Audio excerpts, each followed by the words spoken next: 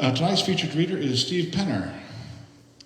Steve is a retired Mennonite pastor who has lived in 3 African countries, ran the Boston Marathon in 1979. He has dabbled in poetry across the years. 3 self-published books include a memoir, Tea in the Desert, and a collection of poems, February Rain. So here is Steve Penner.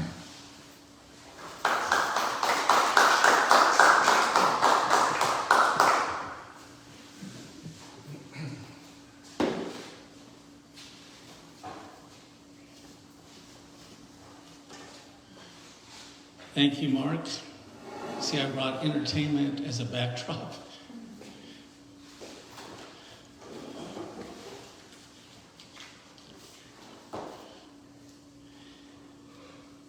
So I've been fiddling around with poetry for a long time, just sort of here and there. I took 1 poetry class back in college in probably about 1970 or so. And so that was that. And we spent most of my life in California, the last 37 years, until about a year ago when we moved here to Salem. And I had a little writing scene down there in California and didn't know it was up here, so I started Googling poetry and ran into all of you.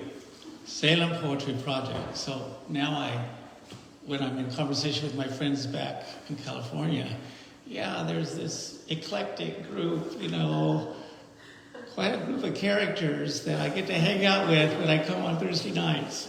So you guys have been really, this has been meaningful for me. And I thank you for giving me the opportunity to share a few things tonight. Where were you in California? Reedley, California, right? Reedley, California, close to Fresno. Okay. We grew up south of there in the Bakersfield area. Because there's 2 Californias. Yeah, this is the other one.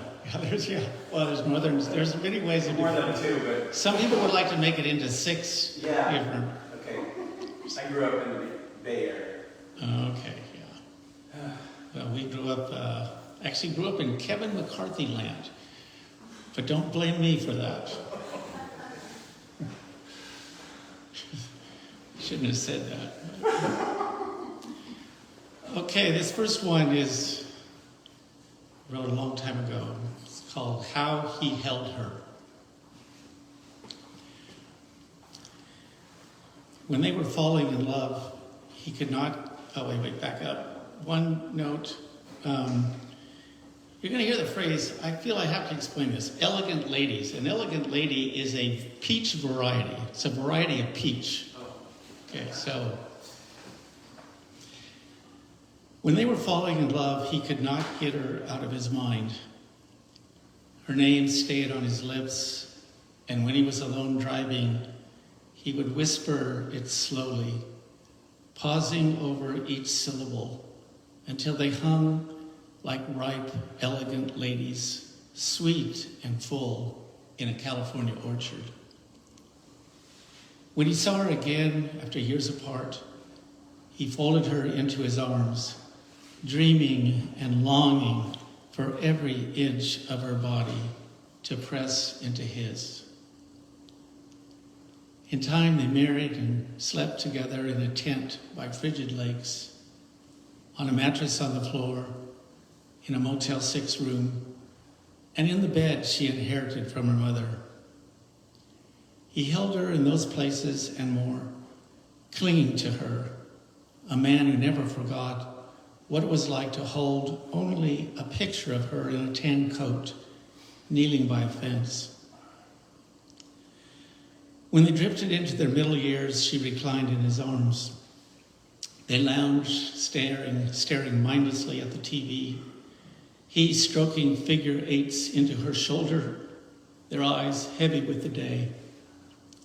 They spoke in short sentences, planning in cryptic language for the next week. Sometimes they ate ice cream and drank deep black coffee imported from El Salvador. When they grew old, they found new ways to hold each other. At her bed, he would sit so her eyes, when they met, were level with his. He took her hand, which lay soft on the blanket. They learned a silent code. 1 squeeze for their children, 2 for life, 3 for love. When he held her this way and watched her sure, slow search for breath, he settled his gaze upon her and whispered her name again and again.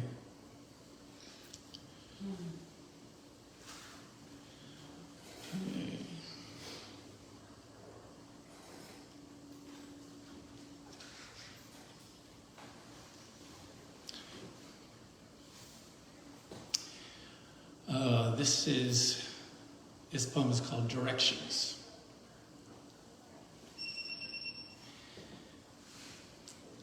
Semi-lost in the Carolinas, we stopped at a convenience store to ask how to get there from here. My colleague friend, black, proud, intellectual, and I got out of the car to ask for directions. How do we get to the camp by the lake from here? I asked. Big, blue pen in shirt pocket, hands poised by cash register. Go south, he said. Take the second exit. Watch for the Shell station. Follow the signs. You can't miss it. I was sure I could miss it. Driving south, we discussed the burly man behind the counter.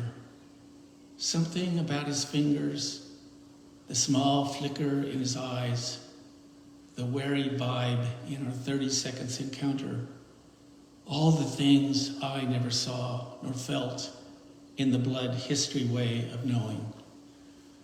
A way that stretches back, etched into every fiber of being, saying, some people are never known for who they are.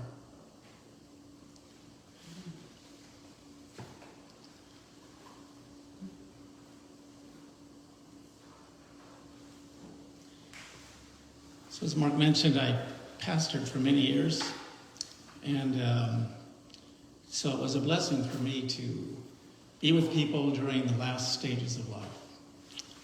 And this poem is called Breath.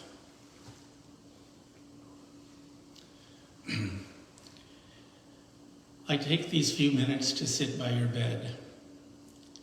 The last seizure passed, and you are serene, but there is a new bruise near your left eye. I wonder what you know. How do you hear? You have searched me and known me. Does something stir in your spirit? A down blanket draping your heart? A hot glow burning at your core? I'm on the outside, a marginal companion while you breathe and rest and wait. I study your breathing, one purposeful breath after the next. This is what your body knows. I sing, we are here to walk together, though you know I won't stay long. My mind is cluttered. There are other things to do. I'm roaming a world where bodies are sacrificed, deals are made, talking heads rage, people play games. How simple it becomes at the end. Blankets to keep you warm, morphine on demand, a cool cloth on your forehead, one more prayer.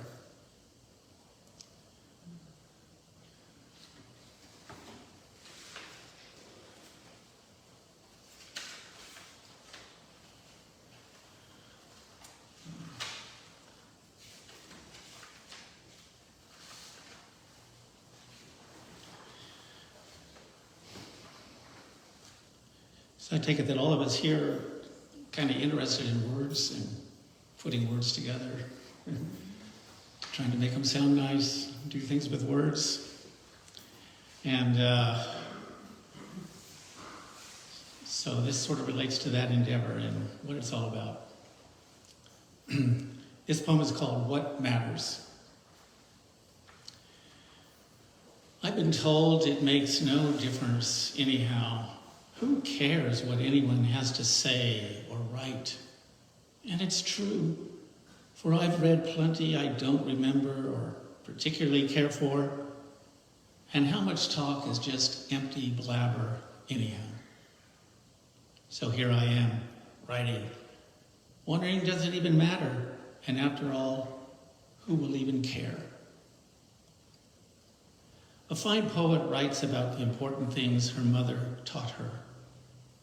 Together, they cut peaches, canning them in glass pint jars, ready to be shared with a grieving friend. Little was spoken in the quiet, bereaved home, just the glass jar, wrapped with a red bow, then a hug, then silence. A poet friend draws a word picture in verse. She is kneeling beside her mother's gravestone, bent over, recalling her good life. The cemetery workers had not been attentive, and the slab needed to be cleaned, scrubbed, because, of course, the world needs to know that once this woman lived. She did things too. She wrote letters and cared deeply, and there was an uncanny wisdom about her. Here, see the years of her life etched in stone. Is it important for anyone to know there was once a glass jar containing canned peaches placed in tear-stained hands? Or that once, on a hot summer day, a gravestone was made fresh and bright? I ask you this, not so much to receive an answer, but to say that out there, on the other side of the mountains, out beyond the limits of the ocean, where distant waves meet the faint blue sky, in the wandering spaces between the words we say or write, there are wonders for which there are not yet words.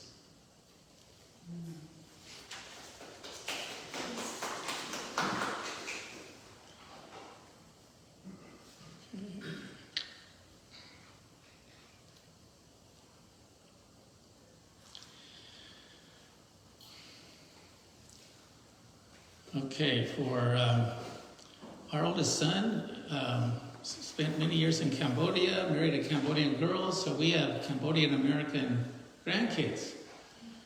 And number 2 out of the 3 is a little girl, totally delightful in our opinion.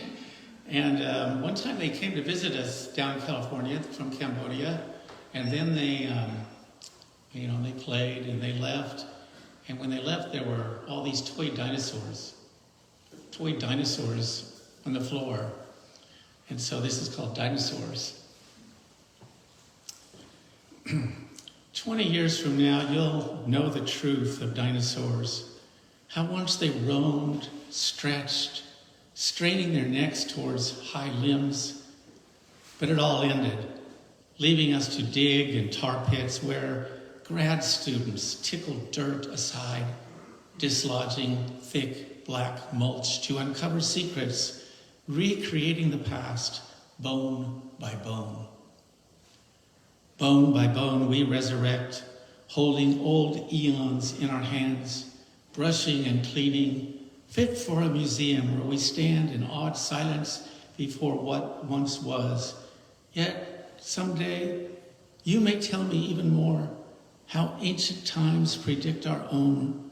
Or maybe you'll leave dinosaurs behind like these toy ones here on my floor, which you left for me to pick up tomorrow. They wait, red and green and black and yellow, a pile of toy dinosaurs on my family room floor, now quiet, where I too wait.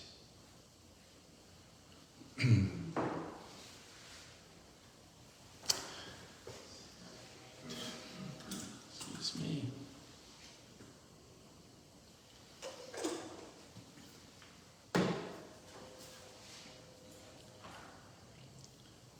So in my 20s and 30s, I spent a total of 6 years in Africa, which was really shaping and it's always there somewhere within me.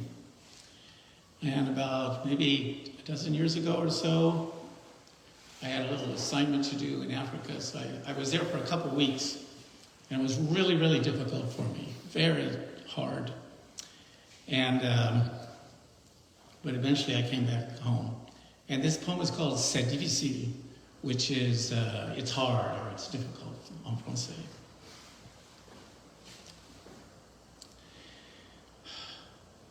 Sitting in the 43rd row in the aisle seat halfway over the Atlantic, the music turns soothing and warm in the French tongue with the sweet words, mon amour, yes, mon amour. But then cautionary words, because je dirais, c'est difficile. Yes, it's not easy. And maybe it's because I just left Congo where, oh God in heaven, it's not easy. It's not easy selling a pile of tomatoes at 10 p.m. along the roadside, sitting by a lamp, knowing it's late and someone should watch the children, but maybe someone will stop and there will be more fufu, more greens, a decent-sized chicken. Yes, it's love. And it's not easy to fix a tire at 2 a.m., sweep clean a dirt floor, or row a pirogue down the Congo, infant twins on board, the only lives left after bloody violence tore the family forever apart. And now, a desperate uncle sweating down the mighty river, hoping to find a way for life to begin again. Yes, it's love, and it's not easy. My head is in the clouds, over the Atlantic, in the 43rd row. This life is so unfair. This life is so messy. This life is so wondrous. I'm thinking about life, the long haul, how love is all there is.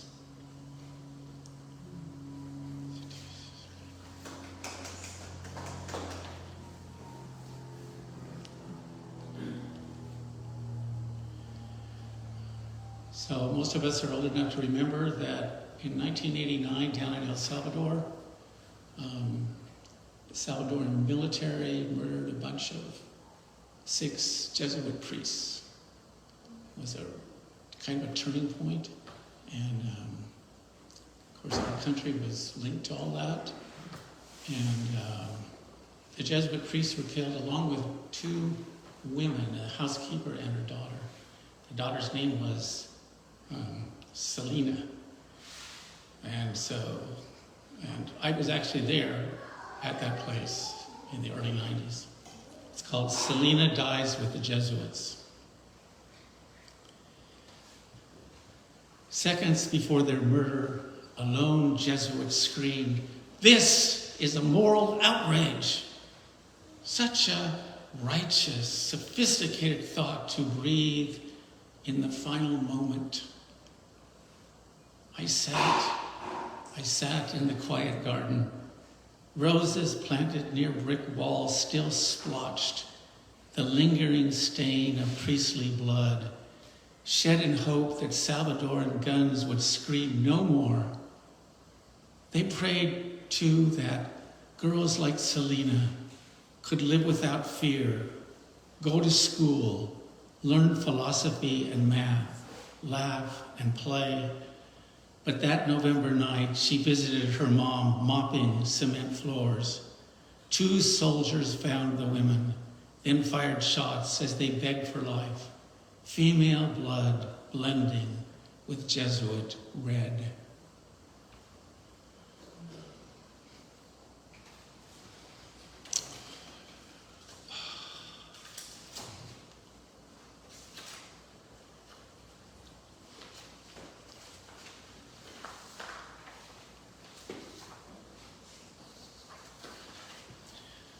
Okay, this is one I'm working on. It's called I Was On My Way to You.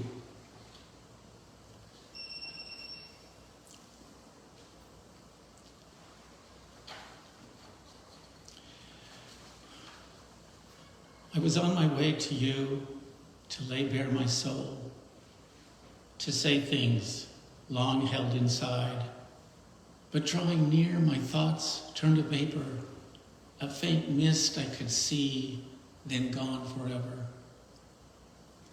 Words are like that for me, better on the inside than when I hear them out loud.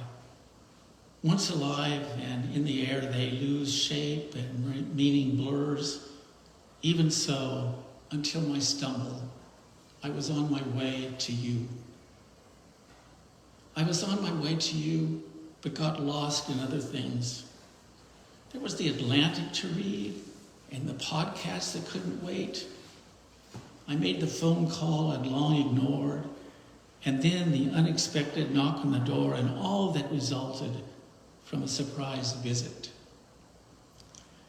I read a disturbing message, and good people are hurting, and I had to process my pain, even though there is only a faint dotted line connecting me to all the anger, all the wrong, the unfairness of it all. And for sure, history's arc bends towards justice and Black Lives Matter and give peace a chance. It is all so true.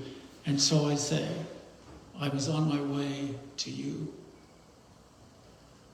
I was on my way to you, but there became a yawning void, an unrelenting empty space, a long, resigned apathy.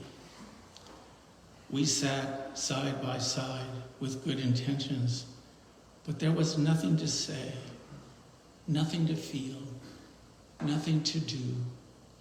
You seemed so far away, and though it wasn't fair, I found it hard to even care.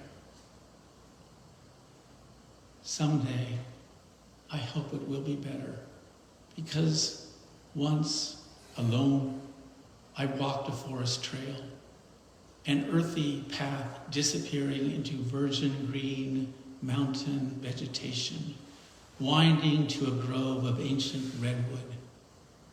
I witnessed the majesty of all the years those stately giants have seen, the fires they withstood, the long ago peoples whose bruised feet walked where mine now pass. Here they gazed in sacred silence, as I do now, inching closer, knowing ancient deep warmth, sensing presence, while I was on my way to you.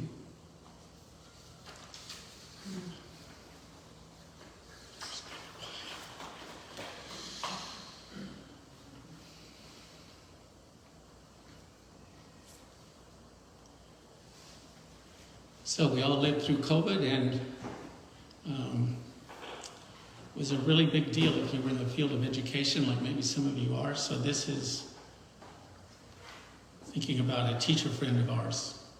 It's called First Grade Goodbye. She said goodbye to her first graders today. The virus, once a distant specter in crowded Wuhan, now made its home quiet and unnoticed near fields of deep green citrus trees, recently stripped of oranges and tangerines. The governor closed the school because of the unseen trouble. For months, the children had caused trouble. She hated their senseless outbursts, their lack of discipline and respect. Too many boys came to class raucous and tough, speaking rough words they didn't understand. A few girls were also hard. They had seen too much in their tender years. Yet now, as they filed out into the unknown, she touched their young shoulders, patted their fragrant hair, and remembered the warmth of hearing a young voice read a sentence for the first time.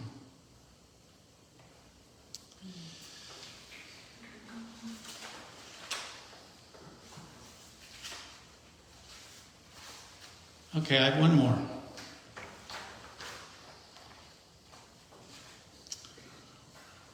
Sort of a love poem, I think. I'm working on it. It's called the Ford Motor Company. I better get a drink of water. How's that for drama?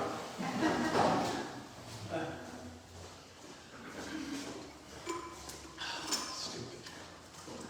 You didn't need to wake us up. We are wrapped with your poems. Sorry, everyone. No worries. But Mark's always just ready for all eventualities. Lord needed Our cleaning. Cam will have one clean spot on the floor. Yeah, right.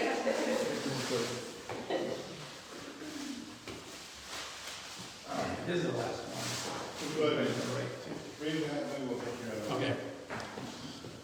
Okay, as I was saying, this is called the Ford Motor Company.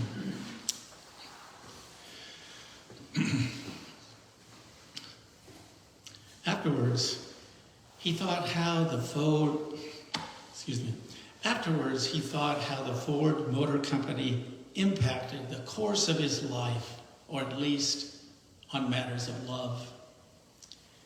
He didn't know much about cars, but had read the hype about the new Ford Maverick. And so he committed himself to buying one and told people of his plan, even telling her when they chanced to meet and talk for 5 minutes. A Maverick, he said. I will buy a 1970 Ford Maverick. He failed to notice the dismissive flicker that crossed her face, hidden behind a polite smile.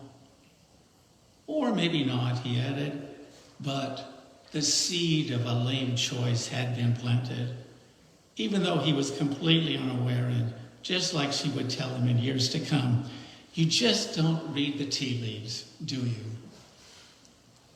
Still, many months later, she agreed to see him. Maybe there was no better option, and this would be a mellow way to come down from an unfortunate international study trip where the travel agency's money dried up and she was stranded in Venice, crying on the phone for her allotted 3 minutes to her troubled but amused dad.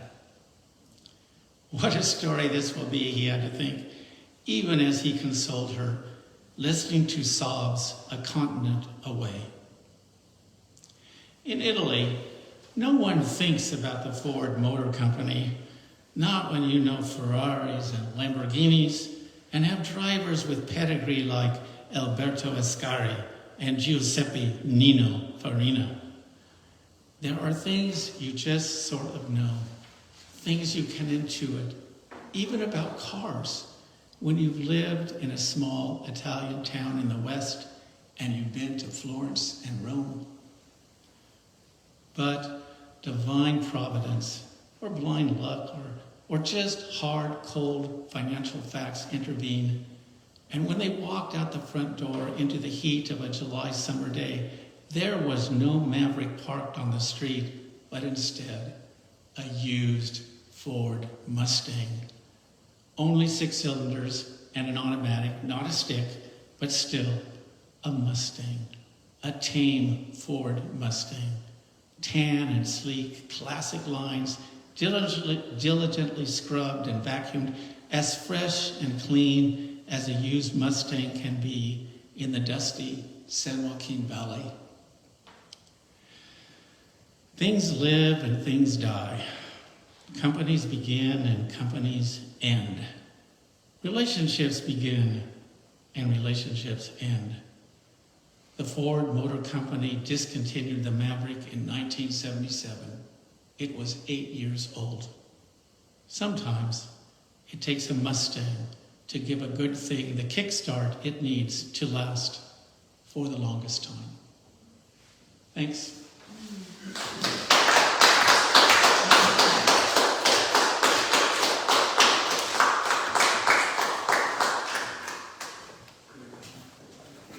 Thank you, Steve. And you have a couple of books over there, so how much are they? 10 and 5. 10 and 5. 10 for the bigger one, 5 for the smaller one. Gotcha. So we're going to take a break. Oh, first, well, that was great. Thank you very much, Steve. Thanks for waiting for us. So buy the books, eat the cookies, otherwise Tom has eaten all the cookies, and then sign up on the open mic if you want to read on the open mic. We'll come back in a couple minutes.